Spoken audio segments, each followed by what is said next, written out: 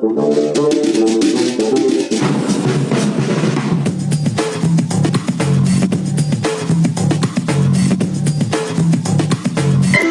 everyone, today we'll be finding the discriminant of the quadratic equation. First, you'll need to remember the formula of the quadratic equation.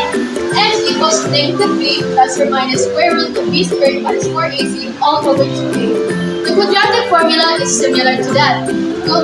You'll need to find the values for the numbers and letters after the square root, which is b squared minus 4ac. Let us see an example.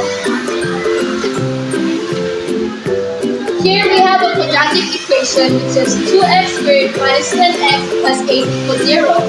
The value of a equals 2, b equals negative 10, and c equals 8. How will we use the quadratic formula with this? We'll need to replace the values with the numbers. We'll need to find b, a, and c. b will equal negative 10, a will equal 2, and c will equal 8. After that, we'll need to find the products. Negative 10 times negative 10, or by itself, equals positive 100.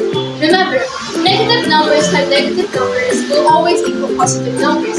Positive numbers times positive numbers will always equal positive numbers as well.